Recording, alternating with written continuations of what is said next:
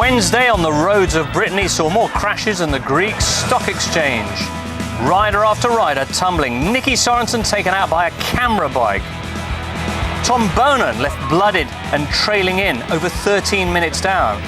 While for Janez Brakovic, the tour was to end in an ambulance.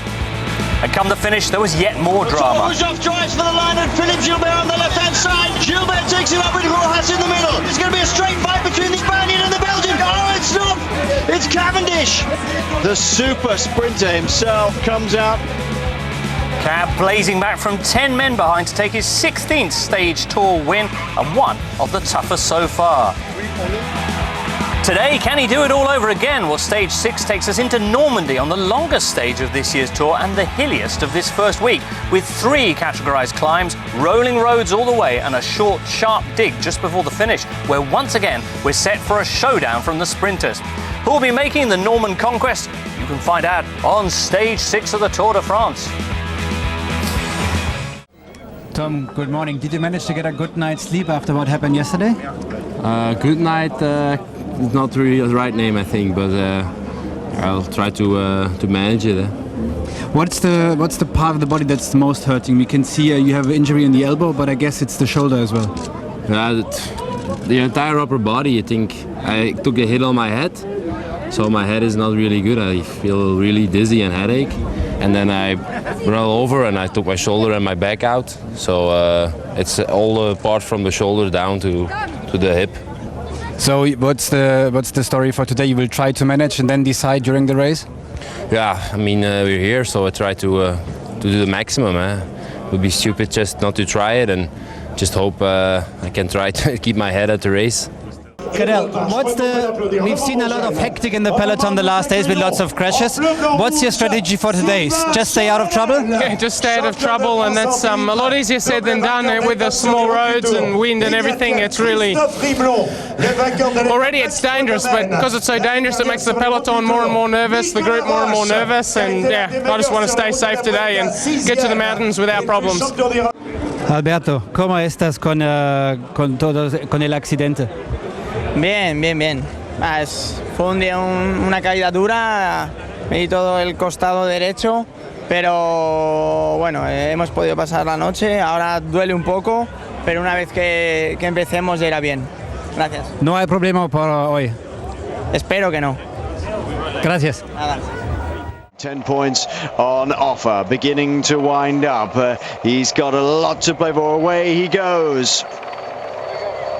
Well, that's the lead out. You could see Rojas is in the Spanish Champions jersey. 1, 2, 3, 4. Back now. Philippe Gilbert trying to get onto the wheel of Rojas. And now opening up, looking over the shoulder is Cavendish. Cavendish goes for the line. Rojas tries to come underneath him, straight sprinting this time. Woo, a little bit dodgy there for Rojas on the road. I think he had to fight to control the bike there for a second. There we go. Cavendish, Rojas, and then Tyler Farah takes the next set of points. Farah coming very quickly up. Yeah, he wasn't too comfortable there at the end, Rojas, Sean, but he gets 9 points. Yes, he comes out pretty well. We can see also Philippe Gilbert there, very nervous as well, just moving out, getting a view out front, not staying in the wheels of the riders in front of him, and it was a pretty scary sprint there. At a very fast rate, the wet roads, the riders, we could see the bikes were a little bit difficult to control, and I think some of the guys like Gilbert not happy and a little bit nervous there that they were going to be a problem as they went for the line. Philippe Gilbert will hang on to that green jersey there. Dinan and Mallory goes under the 5 to go banner. This is just about here after the next roundabout where the very good new tarmac finishes, and they run into the outskirts of Lisieux. Mallory still with 12 seconds in hand on the hoods, and now onto the drops. Comes into the roundabout. They take it on the right-hand side. Takes it nice and easy. Whoa, one of the Shack riders down again. Leipheimer by the look of it. That looks like Leipheimer. Oh, the back end going away. Runs along the Armco barrier. Whoa, that's got to hurt. I think he lost the rear wheel, Sean, on the white line there. Yes, it looked like he went off the edge, maybe off the possibly, tarmac, yeah, and just could not get it back on again, and took a heavy fall on the barriers there. And at this moment, 4.2 kilometres still outside the zone, and he's going to take a bit of time today because this group is going to really break to pieces on the final run-in. This is where we leave the good tarmac. We're into the outskirts of Lisieux. White lines everywhere. This is the second of the roundabouts at 4 kilometres again, straight through on the right-hand side. They're plunging down now towards the roundabout at the bottom of Rue de Carmel. Still 10 seconds in hand for Adriano Malori, but he knows it must be over when he gets to that roundabout because they swing hard right and there's a very nasty hill to come. But he's giving it everything, is Malori. You can see the state of the road. It's quite different here. Here they come around this bend. Fingers crossed, everybody, it's going to be a heart-in-mouth time, not just for us, but for the director sportives. They will know. They'll be on the blower now to their riders, saying this is a dangerous roundabout, Be careful, be careful, be careful. Vinokurov in the middle, in the sky blue. Second man back in the sky blue there for Astana. He maybe has intent here because he knows if he gets around this roundabout, well, he could be in with a chance today. 1, 2, 3, 4, 5 riders from HTC coming up far on the far left-hand side. One of the riders from Movistar trying to bring Rojas up towards the front, who's missed the boat a little bit. Leipheimer still fighting. He's got to get there. Only 5 seconds for Malori, but it's all over for the Italian, really. Oh, here we come around the roundabout. That's the difficult bit. Who's going to come down here? Anybody? Are they going to take it really carefully? You can see the granite set into the road there. All around safely. Well done. HTC are on the front. 1, 2, 3 riders at the moment here. Goss is the third man in line. It's Velits doing the pulling on the front, then Tony Martin, then Goss. Cavendish not in evidence at the moment at this point. Jürgen van der Broek on the left-hand side of your screen. Right shoulder of Matthew Goss. Alexander Vinokurov hunched over the bars. On the drops is there Alberto Contador coming up on the right-hand side. Has anybody seen him coming? He goes around the right-hand side of this final roundabout. Is that a good move by Contador? They may not have seen him coming up here. This is Jürgen van den Broek.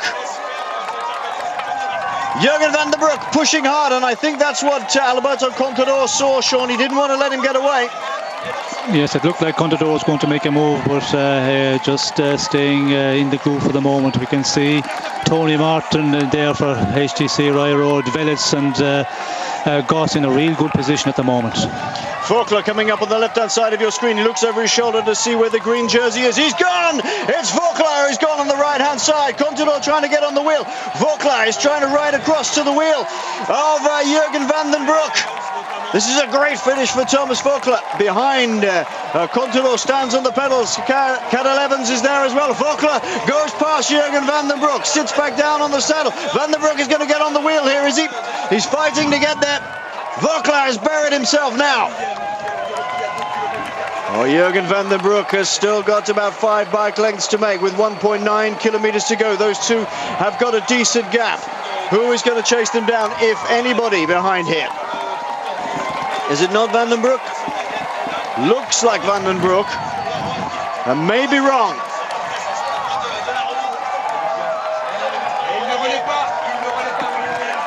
Thomas Voeckler. It's Van den Aert, in fact, who is here. I thought it would have been Jürgen van den Broek. They're covered in grime with the big glasses on. Here comes Voeckler anyway. He's still pushing hard. Garmin Cervélo working for the yellow jersey of Thor Hushovd, who's lying just behind the green jersey of Philippe Gilbert. David Miller doing the pacemaking. This is looking a little better now for the green jersey and for the yellow jersey, with 1.3 kilometers still to go. Wonderful pacing back up. Cadel Evans is still in there as well. Geraint Thomas right up at the front, looking over his shoulder to see where everybody is at the moment. right behind Geraint Thomas. This could be the day that we finally see Edvald Boasson-Hagen striking for home. Thomas has paced Boasson-Hagen up at the moment. Cadel Evans sits in the wheel at the moment. Thor Hushovd to the yellow jersey. They're all looking at each other with one to go. A bigger group than I expected here, Sean. Yes, it is quite a big group as they go for the sprint at the moment with Vinokourov on the front. Yep, Vinokourov leads back. It's a little bit of cat and mouse here. Gilbert in the green jersey. On the right-hand side. Palangi. Well, the Geraint Thomas is on that one. The wheel of that is Bauke Mollema, and Geraint Thomas is on the wheel of that straight away. Bauke Mollema is trying to strike for home. It does rise up a little bit. This could be Boasson-Hagen's day. It could be Boasson-Hagen's day, but right behind him is Thor Hushovd. Gerald Schleck is there, coming out from behind Schleck. It looks like Goss. Here comes Hushovd, and Boasson-Hagen strikes for home. Hushovd has got on his wheel. On the left-hand side is Schleck. Goss in the middle, and Roma Foyer as well. Boasson-Hagen leads them from the front. Goss is coming at him. Here comes Thor Hushovd. Boasson-Hagen takes it.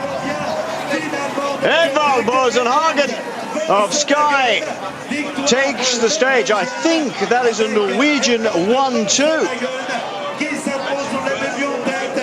Well, he was in the wheel tracks of Geraint Thomas for a long time and did a very good job after yesterday, showing just how strong he was. On the right-hand side of your screen there, you can see Thor Hushovd. Bauke Mollema was a little bit strong, considering he's not really a sprinter.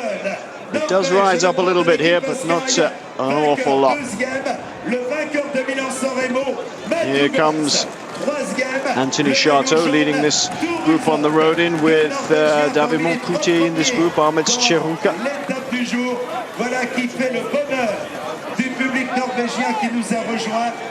Arriving at the line, and is this Leipheimer? Yes, fighting to lose as least amount of time as possible. Oh, I think Goss may have got the second here. Let's have a look at it from overhead. On the left-hand side of the screen is Boasson-Hagen with Hushovd head down trying to get to him. Goes again. Boasson-Hagen is very, very strong. On the right-hand side of your screen is Matthew Goss. Goss, I think, gets second. Boasson-Hagen gets third. So Norwegian first and third.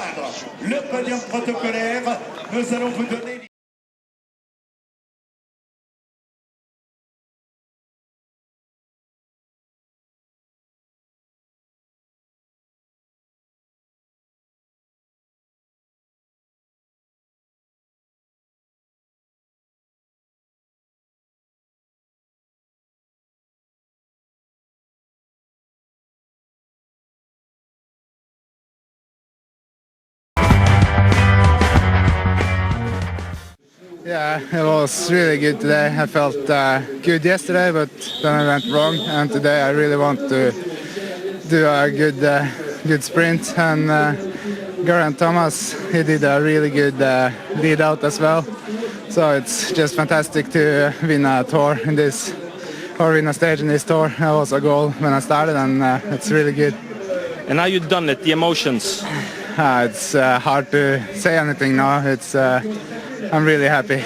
It's nice. And your parents were here to watch it. It's a big day for the Boasson-Hagen family, isn't it? Yeah, it's really nice that they could be here. And having my first stage in Tour de France, that's really good.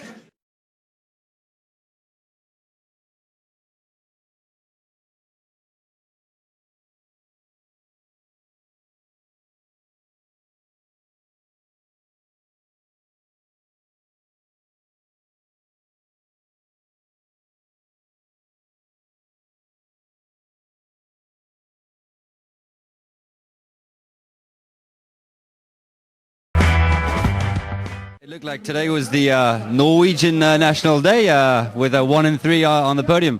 Yeah, that was incredible. I mean, I thought it was sprinting for second place, but yeah, Matthew Goss really came on the line and took away their second place.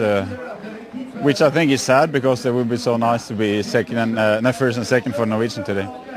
It was actually a finish made for you, a bit like Barcelona a few years ago, but it finally didn't work out. No, it didn't. I mean, I was happy for Edvard Boasson-Hagen to win the stage, but for myself, I was disappointed because today was my biggest goal actually for the whole Tour de France. It was really this day I picked out, and it would be so beautiful to win with yellow jersey.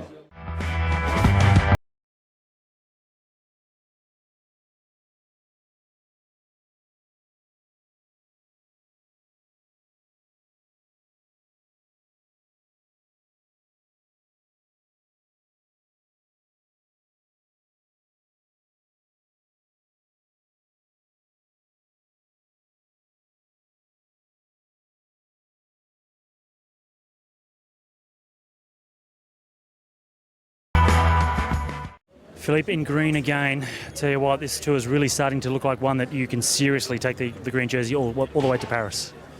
Yeah, maybe. I have it for 1 point, I think, today, so it's pretty close. But yeah, I don't receive my chance for tomorrow by the team, so I will lost a lot of points tomorrow, and then it will be difficult. So I will see. But I was coming in the tour to win a stage to have the yellow, so. For me, it's already done, so my tour is good. And if I can have this nice jersey in Paris, it can be a big bonus, yeah.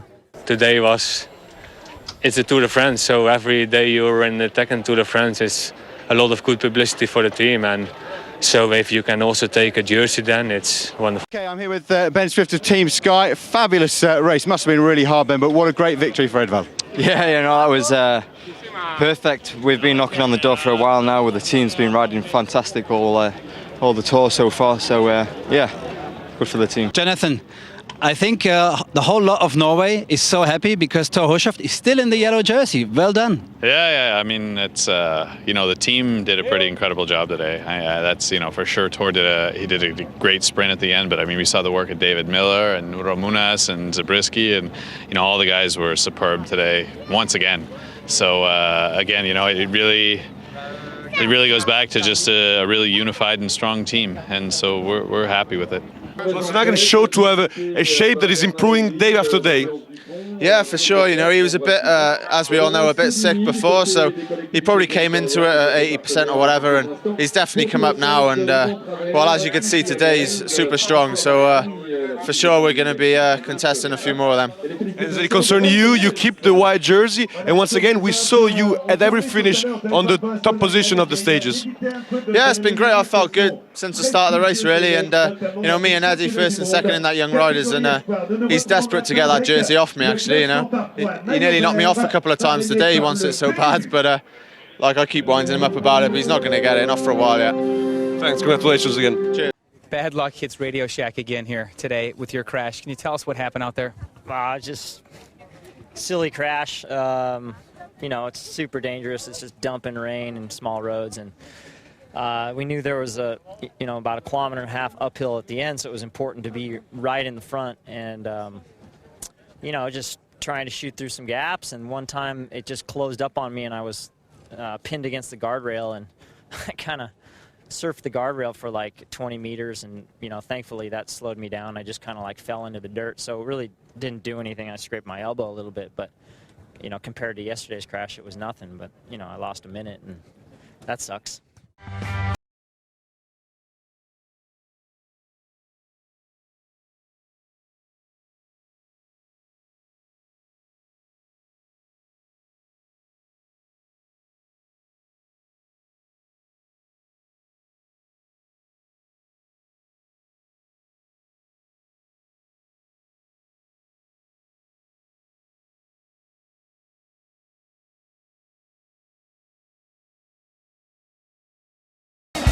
Thursday, the longest stage of this year's Tour de France, brought miserable conditions, some magnificent scenery, and a tricky finish at Lisieux, which some sprinters wouldn't try to win, but a Norwegian would.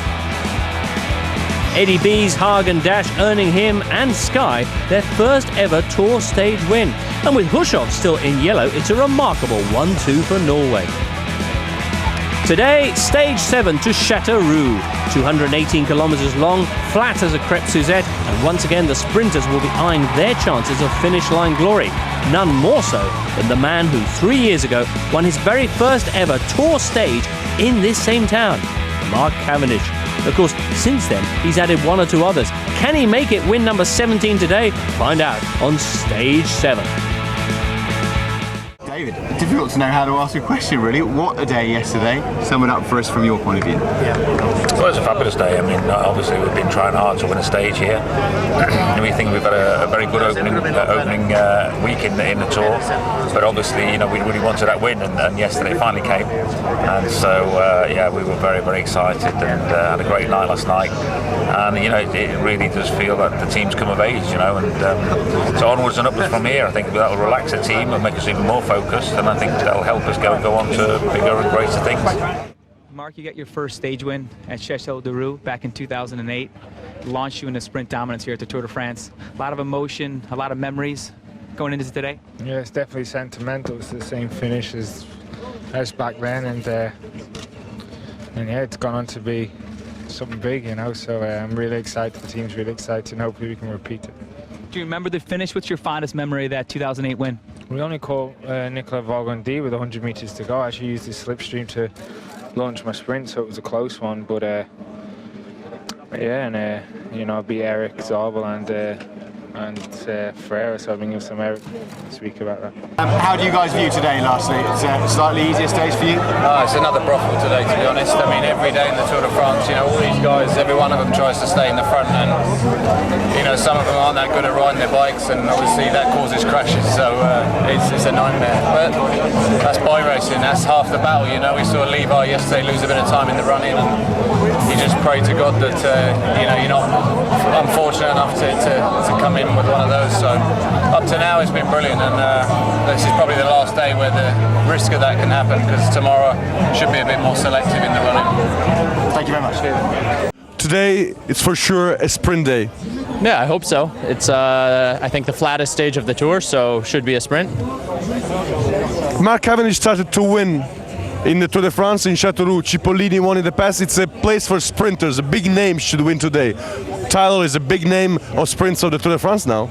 I don't know about that, but I'll do my best to try and win today for sure. Tuzan, hands on the drops. And the gap will begin to fall again. I mean, I think they've just pegged it once again, Sean. There's definitely more effort going into it at the front. And even though it's not been a particularly fast day today for the breakaway or the peloton, you start to feel it when you've done nearly 200 kilometres and a week's racing in your legs. Yes, well, I think the riders from yesterday's stage, there's just tiredness there, and the last number of days, you know, very hectic racing. Today riding along at a slower pace, and they certainly are riding slow because they're almost a half an hour down on the slower schedule. So that tells in the earlier part they were quite a bit of headwind, sidewind, headwind, and they have lost a huge amount of time. But it's you can see now the pace is up a lot here, and the breakaway has been doing that calculation, you know, just keep on riding and just conserve energy as much as possible. And now they're giving it everything up front because they want to get to the intermediate sprint with a good advantage, and maybe after that there might be a little bit of slowdown, although I doubt it very much. I think the peloton will just continue on. Big crash, is there? Yes, big crash. We just heard of a race radio that the wind has turned into a tailwind as they've turned around, and all sorts of problems here. Jérôme Coppel has gone down from Sojuson, the Sojuson team leader. Rigoberto Urán is on the floor. Is that no, there's Urán is on the floor. Oh, Wiggins is in the middle of that. Bradley Wiggins is on the floor in the middle of this group, and he's being tended to at the moment. Gerald Schleck I can see, Gert Steegmans I can see, and Wiggins is on the floor. Edvald Boasson Hagen is in this crash as well. Being pushed back onto his bike now is Tyler Farrar, who was at the back. There is Tyler Farrar moving up towards the front of this crash scene. Oh, we want to get back and see if Wiggins is okay. Pavel Brutsch is being pushed off. Boysenhagen is standing the whole of the Sky team. Christian Knees is here as well. Boysenhagen holding the bike. Juan Antonio Fletcher is there, and Wiggins is being attended to. Complaining of shoulder. Oh, surely not for Bradley Wiggins. Please, not the collarbone for Bradley Wiggins. Oh, they're having a good look, and the doctor's having a good look. This doesn't look good at all, Sean. No, not looking good. Seem to be suffering there, holding that arm. Not looking good at all. Wiggins, who spoke earlier in the day to Eurosport about how difficult it was. Everybody wants to stay up at the front. Everybody wants to keep out of trouble. And Wiggins is clutching his lower elbow on the left-hand side, which is always a sign that something is wrong with the shoulder. The pressure that's put on it. Oh, no, no, no, no! Wiggins being caught at the wind turned to a tailwind, and immediately that the radio tour announcement had come over saying it's turned into a tailwind. Chris Horner in the ditch. Well, we couldn't even see him, he was off the road. Yes, at the other side of the road we can see there with all the cars. Horner also in difficulty, seemed to be just not getting back on the bike for the moment. He's clutching that left forearm, and I think the worst here for Bradley Wiggins, the Olympic pursuit champion, the man who finished 4th in the Tour de France 2 years ago, and he came into this with such good shape. Just the winner of the Dauphiné, and then straight to the British Championships up in the north east of England. And Wiggins, I don't think Wiggins is going to get back on the bike. There's the green points jersey of Philippe Gilbert on the right-hand side of your screen. Now remember, there are 11 points down to 1 available at the moment. Eisel looks over his shoulder to see where Mark Cavendish is. Gives over to Tony Martin. Here comes Cavendish. On the outside of the screen. He's waiting to go. He's waiting to be let go. There. Out comes Cavendish. Takes the 11 points. Rojas takes the next 10 points. 9 points to Matthew Goss. 8 points to the green jersey wearer, Philippe Gilbert. Whoop. Another stop for Levi Leipheimer. Surely not a puncture? Yeah, I can't.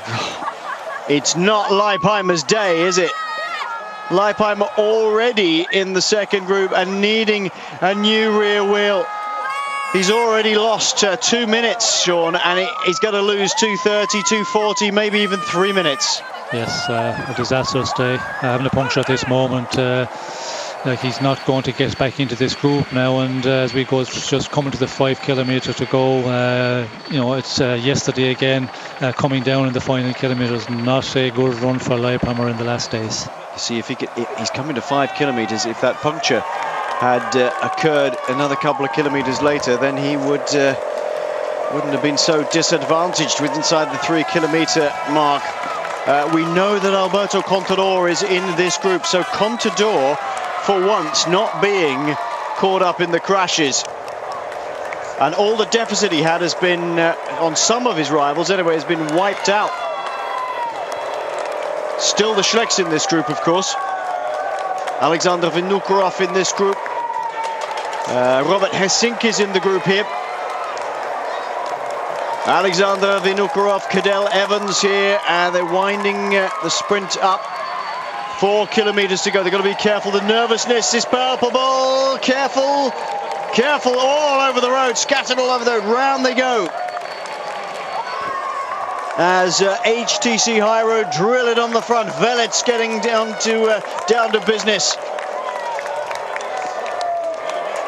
Galimzyanov is the Russian sprinter for Katusha, who may be able to pick up something today because many of his rivals have been distanced here and are out of the frame.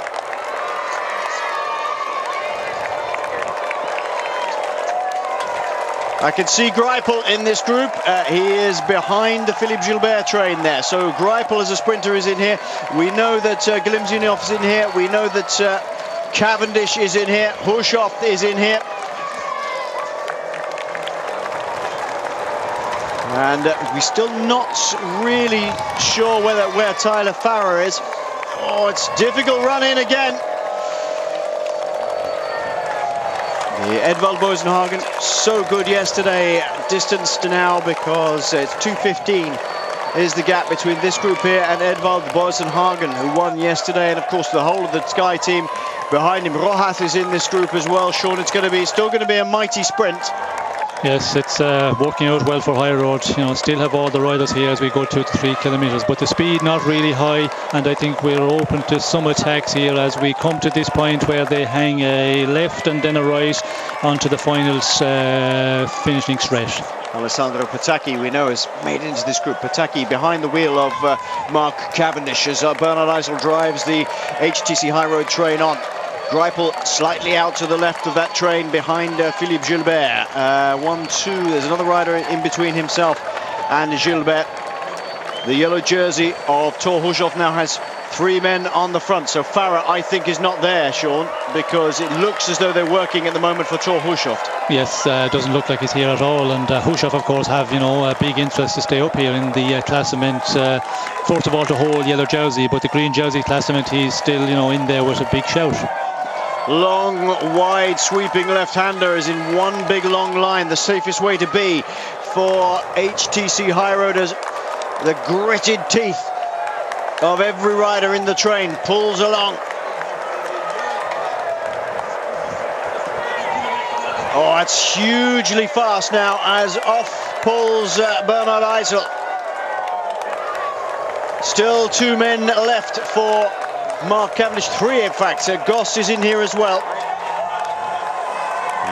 Swinging out a little bit closer to the barriers on the left-hand side. A long sweeping right-hander now. Down again to the finish. This is it. It's a long, straight run in and got a little bit too fast into that corner. The HTC train have to stay on the wheel of Tony Martin. He does a good job of just holding it up a little bit. Renshaw is in a good position.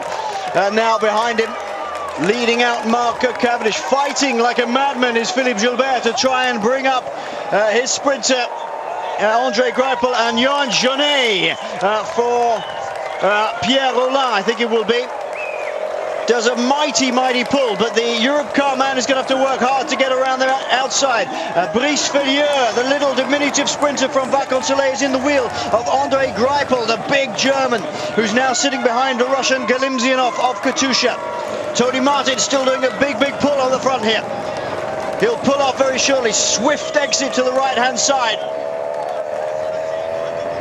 And HTC continue to pile on the pressure. It's Goss. Goss will hand over to Renshaw. It's a bit scrappy behind. It's still not a full tilt. There's Felieur on your right-hand side of your screen. Fights for the wheel of Alessandro Patacchi and Greipel. Now Renshaw opens up the taps with Mark Cavendish just behind him. Patacchi is on the wheel. Julian Dean is the sprinter from and Greipel comes around the outside on the left. Greipel's giving it everything, and Felieur gets in his wheel. Greipel's doing a massive lead out for Brice Felieur, for Romain Felieur. Felieur and Cavendish. Cavendish takes it. Greipel, I think, second. Patacchi third. I think in that order. Well, Greipel went for it from a long way out. We'll see the official in a minute. Cavendish takes the win. Cavendish confirmed as the winner. Second is Patacchi. Alessandro Patacchi, as we look down over the top. Third place goes to André Greipel. Greipel opened up the big guns on the right-hand side, you can see here. Just a little bit too early, and Romain Felieur did a good job to get into his wheel.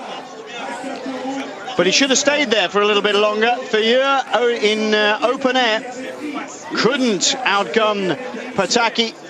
And Cavendish in the end, Greipel hurling his bike at the line, not far off second spot. Maybe a little bit too early for Greipel, Sean. Well, I don't think it was too early, because Cavendish started in about the same time, and of course Greipel, you know, he needs a longer sprint to get it to really get the speed up, and just not fast enough. Cavendish once again proven when you get to that final 250 metres, he is the fastest, and proving it again today.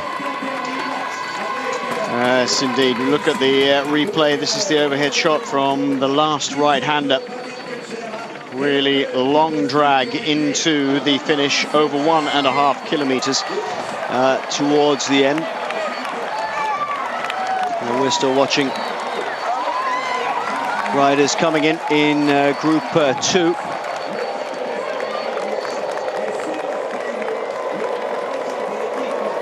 And at the front of the group, Anthony Châteauroux trying to limit the losses of this group. He's had to do this job before, of course, but the King of the Mountains jersey winner from last year, falling back into the role of not domestique, but the man who can do a lot of pulling on the front. The Johnny Hogeland is in this group, we can see going through, and Paolo Tirolongo. It's been Geraint Thomas in this group, Tyler Farrer, Edvald Boasson-Hagen, Thomas de Gent in the group, Simon Gerrans coming over the line, Gerald Ciolek here. Ryder Hushovd now sits on the front to keep pulling a Volker Malema in this group. Oh, it's a lot of big names here, Sean, being distanced. Lars Bohm in here. Yes, and we can see the time gap is going to be the 3 minutes almost, and big time to lose in such a stage. But you know, just to crash at the wrong moment, and everything was happening at the point of the crash. Terrible news for Hushovd.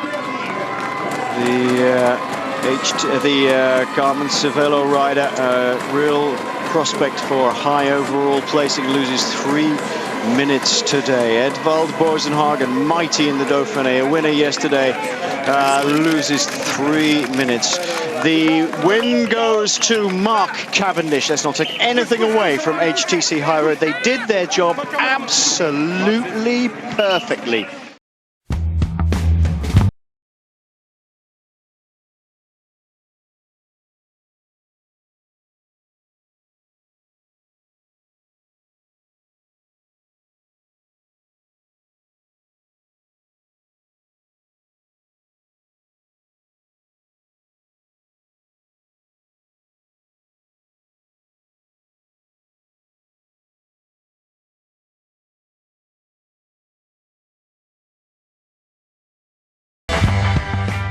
Mark, number 17, a fantastic result for you, and back where it all began. Yeah, absolutely. It was the exact same finish, my first win of the Tour de France back in 2008 here in Châteauroux. Very special day for me, and I think out of all the stages, well, Paris, this is the one I wanted because of those sentiments, obviously. That's why we took control from the beginning. We rode all day, we gave Garmin support, and we just took it on from the final. I had to go for the intermediate sprint. That was a real dangerous intermediate sprint with the corners. I think a few of the guys are getting a bit dangerous now, man, you know. I had to do my shoe up with a 500 metres to go for the intermediate, and then we knew someone was going to hit it after the intermediate sprint with only 25k to go. So we kept everybody there, and I was trying to recover as going, and we made the front group, and then the guys you just seen, I think the camera shots speak for themselves. They were absolutely incredible. I'm so proud of those guys. They rode phenomenally, you know. Just finally, Mark, the other British star in this race, Bradley Wiggins, has had to abandon today, a broken collarbone, suspected. No. Breaking news to you, did you know that? I didn't know that, no. Where did he crash? Intermediate sprint? 40k, he crashed, and that was it. Oh, shit. Your reaction? Well, I'm gutted for him, really gutted. He's on the baby in the best form of his life, you know. And we could have brought home a sprint, perhaps a sprint jersey and a yellow jersey. He was really on for GC, I tell you. People might doubt him, but I've never seen him on form like this. I'm gutted for him, actually, really gutted for him.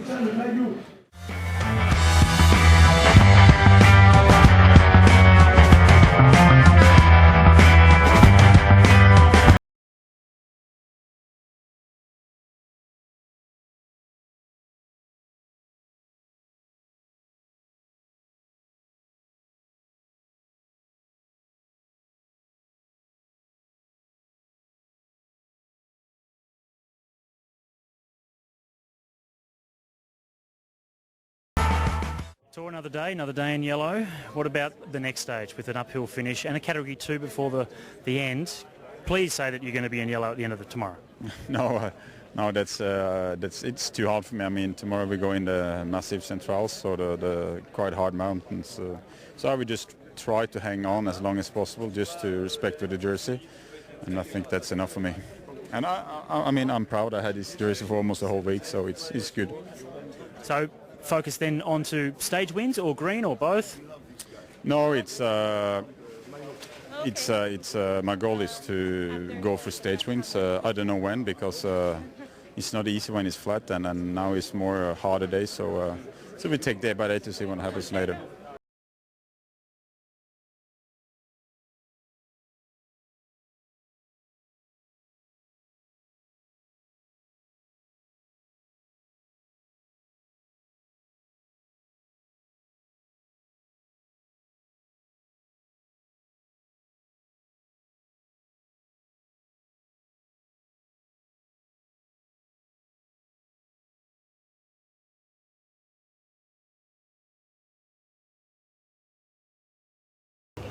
Matt Goss, perfect lead-out train by HTC today. That 1.5 kilometre straight section to the line, you guys did so well.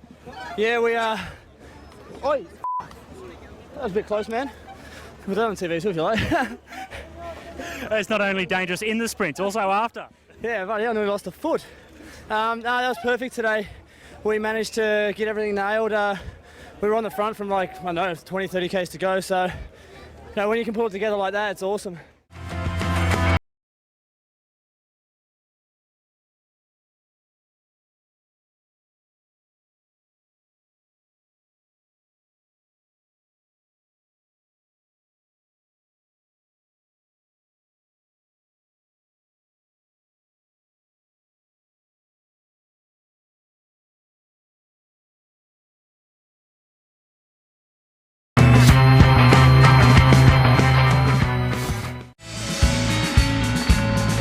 Friday on the Tour left Mark Cavendish with his hands on his head.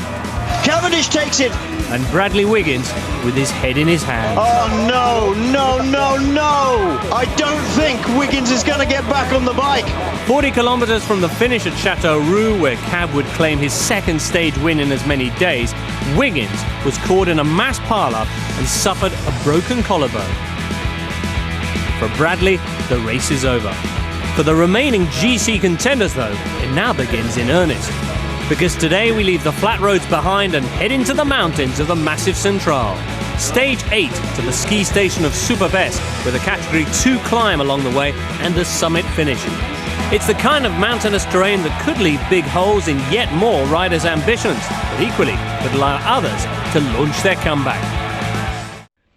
I'm still quite positive. I think, it's just one of those things. I think it comes with the territory in the Tour de France. You're constantly seeing crashes, especially in that first week. And actually, up till then, I'd been pretty lucky in avoiding most of the big ones that had happened. And, it was just unfortunate that that one got me and obviously put me out of the race. But just try and remain positive, get my body fixed, and just look to the future. And, you always console yourself with the fact that there's always next year. And it's just one of those things, so... And an operation on the collarbone, or it's going to knit on its own? Yes. Yeah, Monday morning I'll be having an operation to have it plated, so I've been in to see a specialist today who's going to sort that all out, so I should be all fixed by Monday night. Alberto Contador, ¿listo para el primero etapa de las montañas? Espero que sí, no lo sé, ha sido una semana muy difícil, con unas etapas muy increíbles, muy duras, y bueno, espero estar preparado. ¿Tú conoces Super-Besse? ¿Te gusta? Lo he visto en internet, pero no lo he hecho en bicicleta, pero bueno, espero que se me dé bien. Hoy expectamos a Cadel Evans en ataque. ¿Tú también? No, yo estaré observando. Cadel Evans y Gilbert pienso que irán con más ganas que yo. Mi función es estar ahí un poco en un segundo plano. Muchas gracias. Cadel, today Super-Besse, the first mountainous stage of this Tour de France. Do you know the climb? How do you like it? Yeah, I just know it. I raced there in 2008. But most of all, first nearly mountains. We'll get an idea of who's really in contention for the overall. How much does it change in your perception if you like a climb or if you don't like it so much?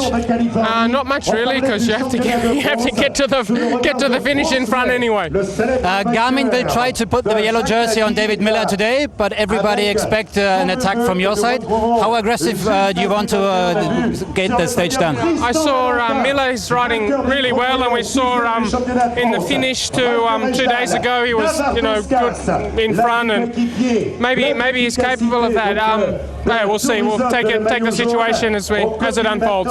David Miller, in the ideal scenario, the yellow jersey stays with Garmin today, and it just changes the shoulders. It goes from Thor Hushovd to you. In a perfect world, yeah, but I don't think so. I mean, with Cadel and Fränk and Claude in front of me, it's very hard. So, but maybe Thor can hold it. You never know. We will expect Cadel Evans very strong and attacking today, as well as Alberto Contador. How well prepared are you for the attacking action today? Yeah, I mean, I feel pretty good. As long as I'm well placed, we'll see. I don't really know, to be honest. I'm just going to take the day, see how it goes. I'm not too stressed. Do you know the climb, Super-Besse? How do you like it? Yeah, I've done it before. I know. I don't really like any of the climbs, so we'll see. Thanks very much. Okay, we've got Fränk and Andy Schleck here. We just want to talk to the contenders. Now that it's virtually 1 week into the tour, how's everything going for you guys? Firstly, Fränk? So far it's been good. We had a week without big troubles. So and the team is working very good together, very homogeneous, and everything good. Andy, there's been so much carnage, a lot of hectic stages, these first early stages. How are you feeling? You've come through it okay? Yeah, I came through it okay. I mean, I can't complain. I didn't have any crashes, no punches, no stress so far. We got to look forward now. I think we're going to keep a little bit bad weather the next days, but then I prefer the rain now than when it's in the Pyrenees on the Alps. So this we can control and handle. We have rain jackets and everything. So the team is good, healthy, everybody. No big crashes, and that's the most important. This is the